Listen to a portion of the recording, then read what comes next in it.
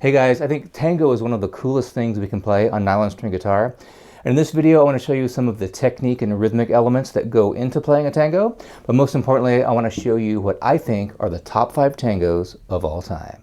If you're familiar at all with tango, you know there's hundreds of awesome songs with beautiful melodies. I'm picking 5 that I like to play and that I think are really great. Most of the time in tangos, you're going to have an A section, a B section, and a C section. Not always.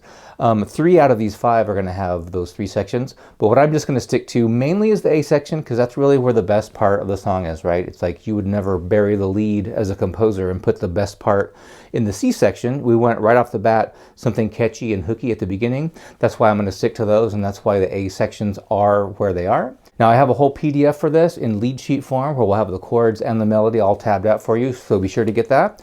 And I'm going to split the screen up so you can see me doing both the rhythm and the melody, and I'll be doing the rhythm in different ways as we go and talking about that also as we go. And we're going to start out with talking about, just very briefly, the fleshy thumb. We're going to see that a lot in this tango stuff, and there's so many different ways to play a tango, which is one of the reasons why it's so cool. But what I'm going to do is play a downstroke with my thumb, but without getting any nail in it. Now I have this long, everybody comments on my thumb. I have this backwards thumb thing, but nice big long thumbnail, as so many classical and flamenco guitarists do. But I don't want to get a sound like this. I mean, sometimes I will want to get that sound, but nice and crisp there. Well, what I'm going to be doing throughout here is playing a fleshy thumb, no nail at all, and then we kill it 9 times out of 10. We're going to see that a lot. There's so much attitude with this pizzicato, staccato, kind of jerky kind of thing that happens in tango, and I think that's really cool. So be on the lookout for the fleshy thumb. And we're going to start with a song that I play all the time when I play solo gigs even. I use a looper to create the loop here, and I'm going to give you the very catchy, I think, A and B sections of El Choclo.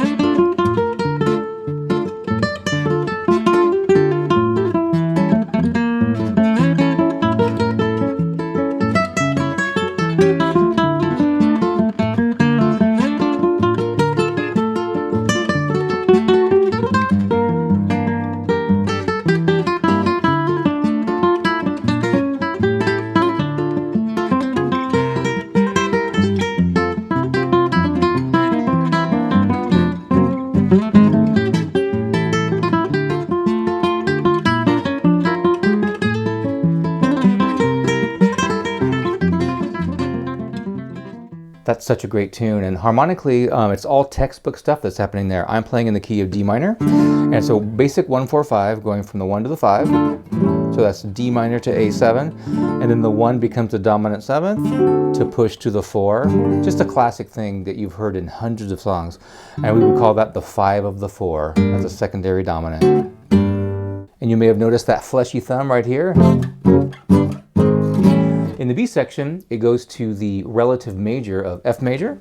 So it goes from a 5 to a 1, just like the A section did. And then to get back to the minor key, we can just walk up. So you hear this in tangos, this chromatic walk up with a chord. And then we're back to the minor key. The C section of El Choclo goes to the parallel major instead of the relative major. So you have all these different theory ideas that we should know about for sure, because there's nothing weird about them. It's not really jazzy or anything like that. In fact, the chords are pretty straight ahead. When we have a minor chord, it's usually just a straight up triad. A lot of dominant 7ths though. We have secondary dominants that happen, like I was talking about the 5 of the 4. We got your parallel minor, your relative minor, everything you could want in a song. So the overall thing I was doing there with the chords was basically playing what I consider to be a rumba, just going 1, 2, 3, 1, 2, 3, 1, 2, like that. But the fact that I'm muting it gives it a tango flavor, I think, and that's that pizzicato thing, which we could call palm muting in other styles of guitar. Really has that punchiness that is such a tango thing.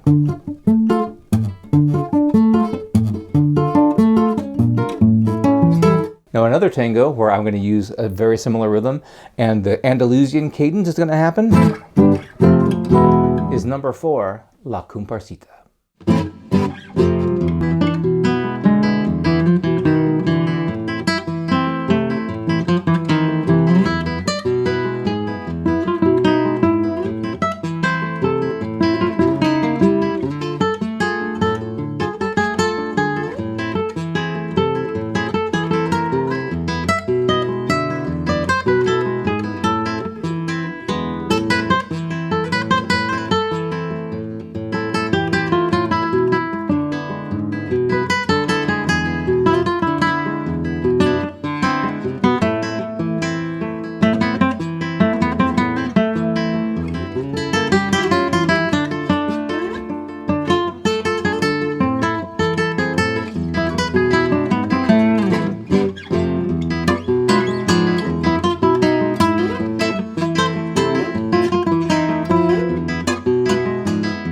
that one's definitely one of the greatest tangos of all time, I think. Really cool song. Probably the first tango I ever heard. I have a whole video here on YouTube about how to create your own solo arrangement of La Cumparsita. But what was happening there in the split screen video was I was doing again that arpeggio thing that I was doing in El Choclo, and it began with this Andalusian cadence, we call it. It almost has kind of a Spanish flavor right there, and the fleshy thumb, of course. Such a great tune, so catchy. So speaking of solo arrangements, chord melodies, at the beginning of this video, I played a little bit of the next song list coming up in my list, and I was trying to do it in a solo arrangement kind of way. It's definitely hard to capture that, you know, all of the things that we want to rhythmically if you're trying to play both the chords and the melody together. And that's also true like in gypsy jazz and so many other things, or just in rumba, like if you're playing and somebody is soloing on top. Right? It's very hard to capture all of that at the same time in one piece, but it is fun to try at least. So there's sometimes when we can play just the rhythm of something and then the melody and just toggle between. Combining them together on the same instrument at the same time is definitely a challenge, but it's something I think we should always be working on. So this next song, number 3, is written by the famous Carlos Gardel. He wrote so many great old tangos, and most people know this from the movie Scent of a Woman. Notice in the B section here, this only has 2 sections, an A section and a B section. I'm going to play it in G major, and then it goes to the parallel minor of G minor after that. But in almost the entire B section, I'm doing the fleshy thumb, and check it out, number 3, Por una Cabeza.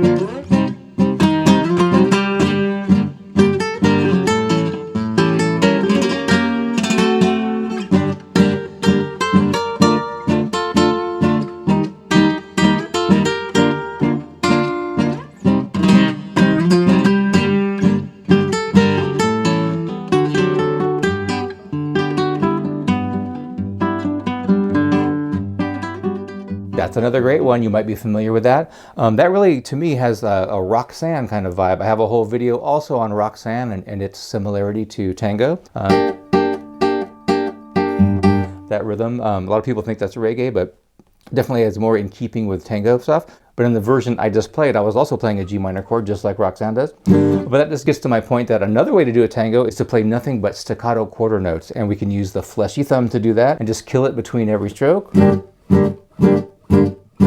Instant tango. Number 2 is also written by Carlos Gardel. Here I'm going to play it in the key of E major and E minor. So it's got that parallel thing happening to it. This one also only has 2 sections, an A section and a B section. And it starts out, what's interesting about this, it begins and ends with this almost free time thing in the minor key. And it goes to the 4, 1, 4, 5. And then we end up going to the parallel major key. Check this one out. This is a really, really beautiful song. Muy Buenos Aires, Querido.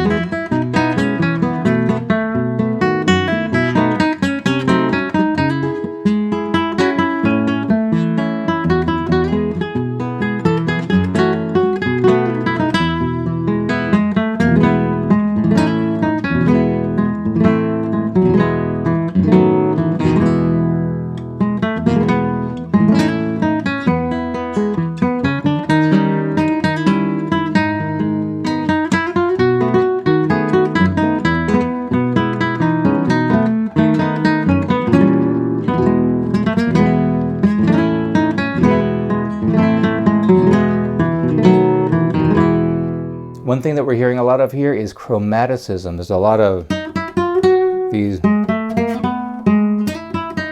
That really is a nice little spice to a lot of music, and you hear it in tango melodies all the time. Now this next tango, my final #1 best tango ever, is really only here because, you should definitely know this one as a guitarist, but it's really only here because supposedly we wouldn't have tango at all if it weren't for this one. This is supposed to be the ground zero tango. It's got this classic habanero rhythm, which is where tango comes from, supposedly. That's what they say. Look it up on Wikipedia. This one is called La Paloma.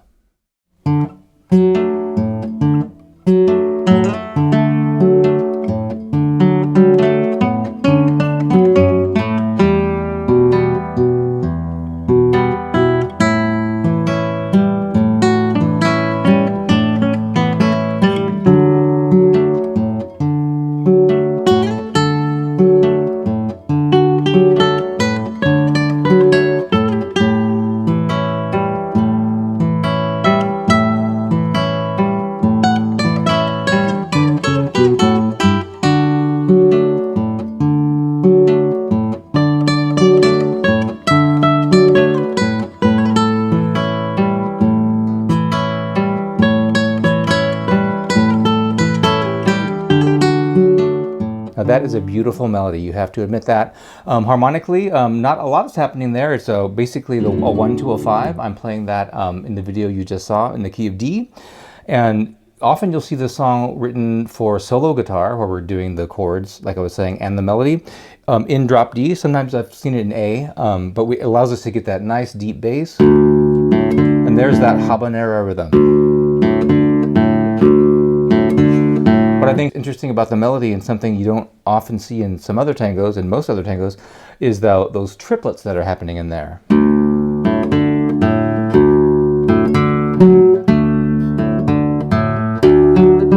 That triplet right there. Triplet 2 and.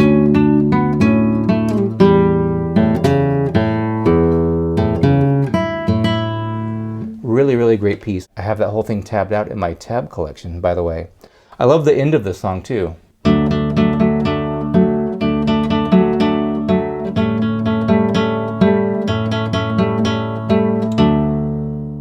La Paloma, the #1 tango of all time. Be sure to get those lead sheet tabs for each and every song that you heard today. And what a lead sheet is we have the melody, and I tab them out as well. And then the chords on top, so you know exactly where the chord falls relative to the melody. And that's a great way to start constructing your own chord melody, is to use a lead sheet. Now, if you're into top 5 lists like this, you got to see my top 5 bosses.